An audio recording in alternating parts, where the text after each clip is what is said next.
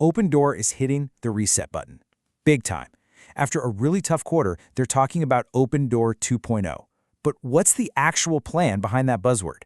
So today, we're going to break down the entire financial strategy straight from their CFO, Christy, a plan that's supposed to engineer a complete turnaround. And the CFO is not mincing words. This quote right here is a clear line in the sand. The past is the past. What matters is the future.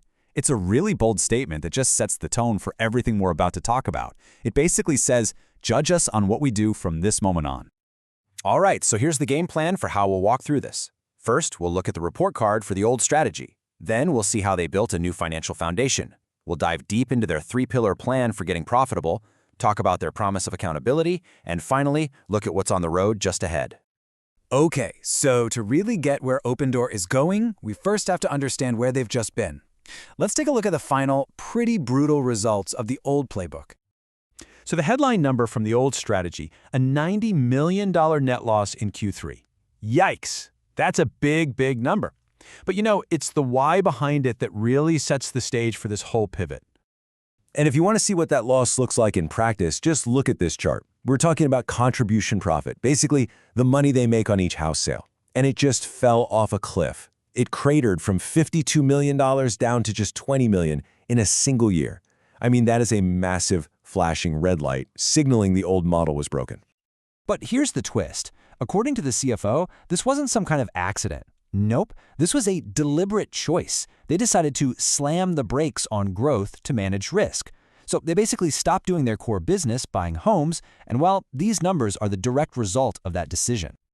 All right, so that's the before picture. Pretty grim. Now let's get to the after, the solution. Before you can build something new, you've got to have a rock-solid foundation, right? That was job number one for them. And this is where the whole story starts to shift. Because despite those big losses, look at this. They had almost $1 billion in unrestricted cash.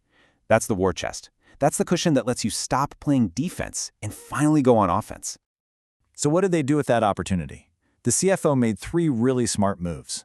First, raise more capital to have even more firepower. Second, refinance their debt to lower costs. And third, reward the shareholders to get everyone aligned and on the same page for the journey ahead. And listen, they didn't waste any time. They raised nearly $200 million, they refinanced their debt to slash costs, and they gave shareholders a direct stake in the turnaround with a warrant dividend. These were all super decisive moves to clean up the balance sheet and really clear the deck for what was coming next. Okay, the foundation's secure, the finances are shored up. Now we get to the good stuff, the core of the strategy. This is the three-pillar plan that is, essentially, the blueprint for Opendoor 2.0. And they are not being shy about the goal. It's ambitious for sure, but it is crystal clear. Get to adjusted net income profitability by the end of 2026. This isn't just some vague hope, it's a hard deadline. And the entire strategy we're about to walk through is designed to hit that exact target. So how are they going to do it? It really comes down to these three things. 1. Scale up buying high-quality homes. 2. Make every single home sale faster and more profitable. And 3. Grow the business without letting your costs explode. Let's dig into each one. So pillar 1, scaling up, but smartly. This isn't about growth at all costs like the old days. They're trying to make stronger, more competitive offers to sellers. They're using AI to get better at inspections and close more of the deals they want. The whole idea is to create this flywheel, you know? More good houses bring in more buyers, which in turn brings in more sellers. It's about getting that engine running again. All right, pillar 2 is all about what they call unit economics, basically making more money on every single house. How? Well, they're focusing on homes that are more market-ready, you know, the ones that need less work. If you do that, you can drastically shorten the time it takes to get it from acquired to listed, and that directly cuts your holding costs. It's all about speed and efficiency. And finally, pillar 3, building operating leverage. This is all about financial discipline. They're cutting out wasteful spending on things like consultants and software, and then, and this is key, reinvesting those savings into their own tech, their own AI. But the real game changer here is shifting costs from fixed to variable. Think about it. That means your costs grow with your business, not ahead of it. It makes you way more flexible and ultimately more scalable. You know, one of the most unique parts of this whole thing isn't just the plan itself, it's how they're doing it. They've made this public promise of accountability. They are literally building this new version of the company right out in the open for everyone to see.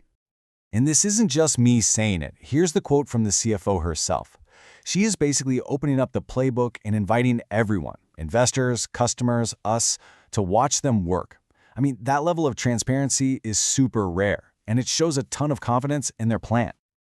And look, this isn't just talk. They've actually given you the tools to hold them accountable. They've launched this public dashboard where you can go right now and track their weekly acquisitions. You can check their public filings for how many homes are sitting on the market too long, watch their expenses. It's all there. It's a really bold move that puts all the pressure on them to deliver. All right, so let's talk about the road ahead, because the CFO was really clear about this. The path to that 2026 profitability goal, yeah, it's not going to be a straight line. There are definitely some bumps in the road, some immediate challenges they have to get through first. And this really lays it out perfectly. The short-term pain for the long-term gain.